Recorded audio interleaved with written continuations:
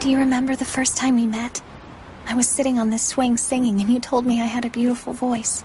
Yeah, I can never forget how pretty your voice is. That wasn't my voice you heard. It isn't capable of creating such beauty. The real me could never sound like that. But I did hear you.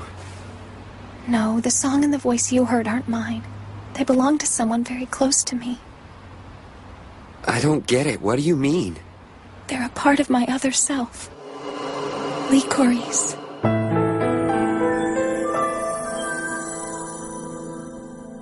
Licorice? She was a separate part of me, my better half. I am the one who's responsible for robbing her of everything that she really was. Wait, just back up a second. This doesn't make any sense at all. Of course it doesn't. I'm sorry, Reen. I just don't understand who this Licorice is. You know the story behind Rimu and how she's an artificial life form created by the gods and demons for experimentation, right?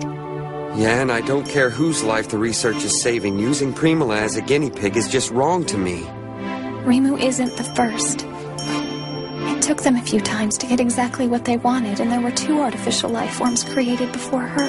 Then you're telling me they actually have 3 innocent beings locked up for experimentation? No. The first was a girl chosen from among the demons. They planned to reinforce her body. This would allow her to control great magic.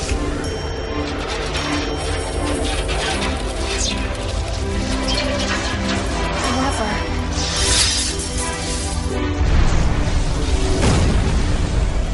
her body couldn't tolerate the intensified magic, and it consumed her and everyone in the laboratory. Obviously, the research team learned their lesson.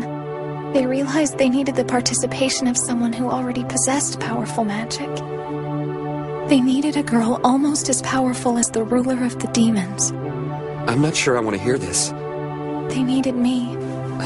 Of course, my father would never allow them to risk putting me in such danger, so the research team was left with no alternative but to duplicate my cells and produce another me. You mean they cloned you? And then created Licorice. She was a nice girl. She knew she was created to be an experimental subject, but that never stopped her from smiling. Oh, Narani, what's the matter? I'm okay. I hope that you start feeling better soon. Father told me the reason I'm always getting sick is because my magic is too powerful and my body hasn't grown enough to handle it yet. Don't worry, Narani. I won't let anything happen. I'll make you better, I promise. What? If the experiments on me go as planned, they say they'll be able to cure any illness, no matter what. So I know they'll be able to make you better. I hope so. I know! How about I sing you a song to take your mind off how you feel? From the first time that we met, I knew we'd be the best of friends. I knew that you were someone who... Somebody once told me the experiments were excruciating. If that's true, then she never once let on that she was in such pain. She must have been strong. Licorice was very kind, too.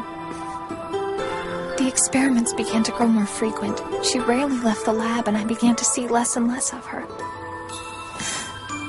She must have been so lonely at first, but that's when she met Rimu. So Primula knew Licorice? She was practically Rimu's sister, and for a while they were all they had.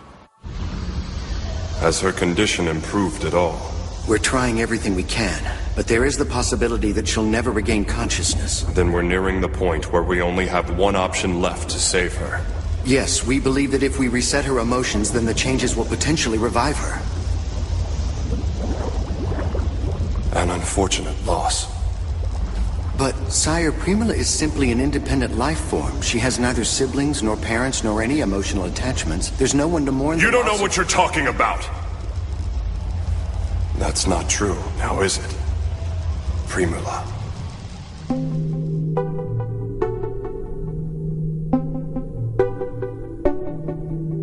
Hello. My name's Licorice. What's your name? Primula. Primula, huh? It's nice to meet you.